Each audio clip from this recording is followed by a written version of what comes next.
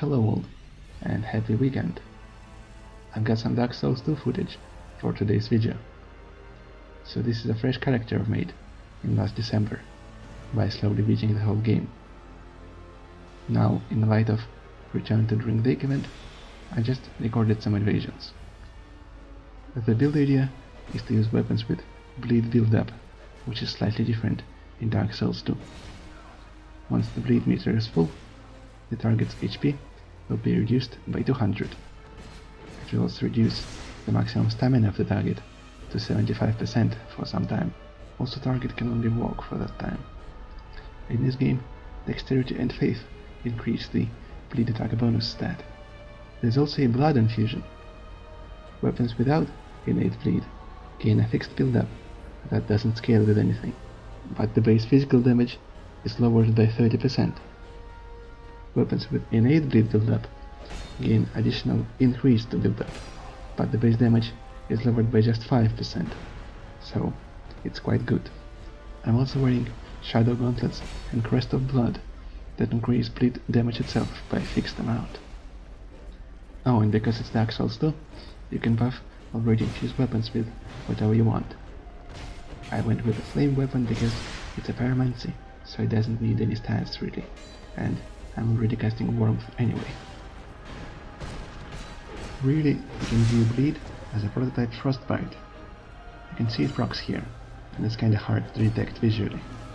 Shout out to throwing knives doing real damage, by the way. Excellent at finishing checkers. Meanest thing you can do with it is so-called bleed glitch. When backstab does proc a bleed, they get stuck in unusually long recovery animation, which can lead to a 3-second backstab. It's good to see that Iron Breach fake duelists are still around, ready to life jam at any given opportunity. If this was Boil Brown Shack in ER, I'd sever out as soon as I loaded, but here I'm more than happy to oblige. What I used to do is to queue a Corrosive Urn when they go for it, but I ran out of them for now. So because there's no phantom hit build-up in Dark Souls 2, bleed kinda loses its oppression, and it's pretty tame compared to other games already, aside from mentioned bleed backstabs, but really gotta work for them.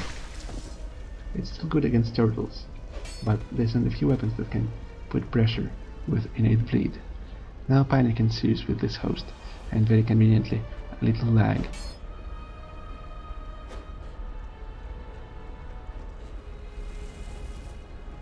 I can use this time myself to cast warmth and rebuff. Really gotta be careful about buffed Roaring Halberd now. I must say Falchion has a mediocre moveset now. It lost all speed, and obviously the Warp Sword running attack outclasses it. I simply use it due to innate bleed, and because it's not a Robed Flame build.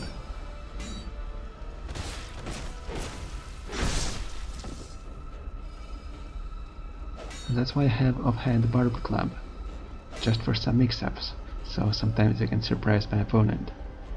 And I believe with some weapons, it can lead to 2-hit combos. It's one of the weapons with innate bleed that cannot be buffed. Moveset on clubs is always nice, but even better with Stone Ring due to combo potential, and it doesn't do a whole lot of poise damage without it. The base damage on that thing is also pretty high, and I'm a strength laying quality build, so that helps.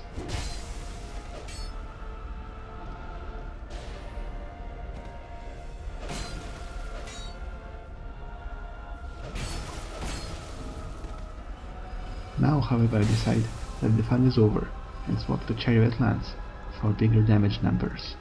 Compared to our Great Lance, it gets slightly less damage, better reach, and strength scaling. Now the foe is finally finished off with the throwing knife. So Chariot Lance plus 5 got 100 bleed attack bonus by default. However, I never bleed people with it. They just die faster when it happens. I often use Bone Fist offhand with it, just because it's a funny offhand weapon and can parry. Light attack a great bait for combo or parries, or light attack in the backstep for that matter. Flame Unlocked is very fruitful with the lance. However, after months of ER, I'm not used to character movement here again, so I'm sticking to locking on for the most part for now. Another thing is, Lance got 160 counter hit bonus, which is huge.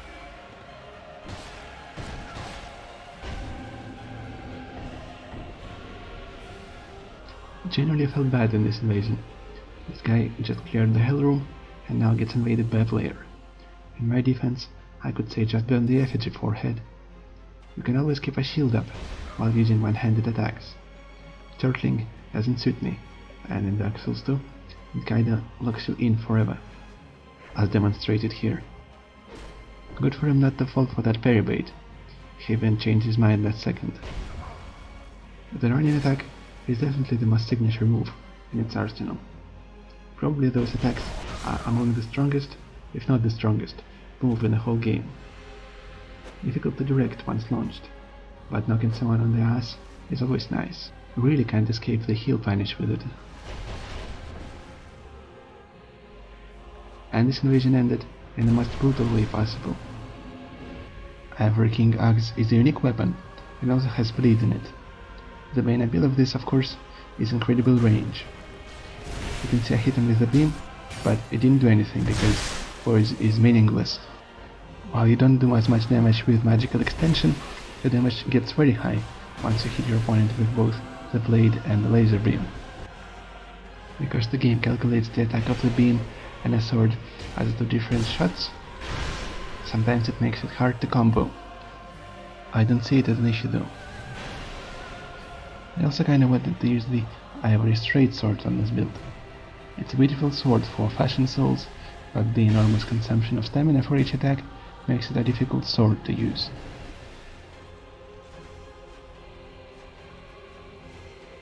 Some of the axe attacks also can knock people on their ass.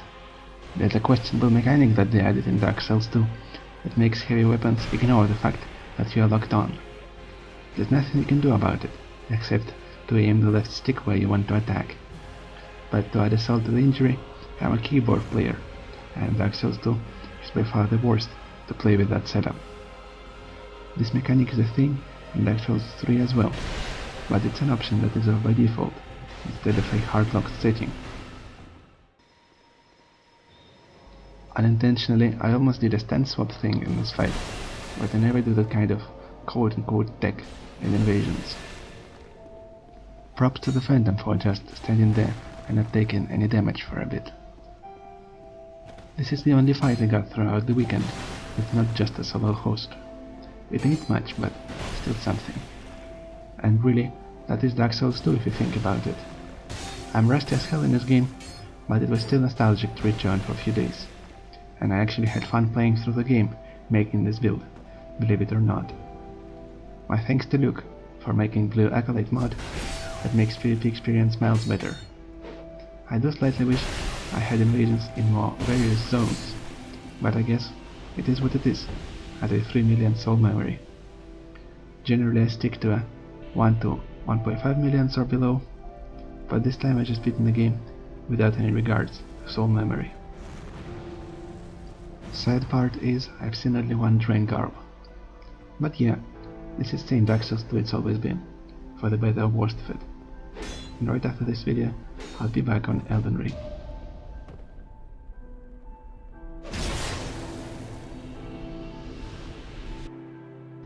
Also, in my Hexer video, I've said I had future plans for him, so that's what happened.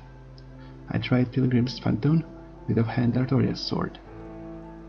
Spear also works as a catalyst with mediocre casting speed, but this is a cool setup that feels unique to DS2.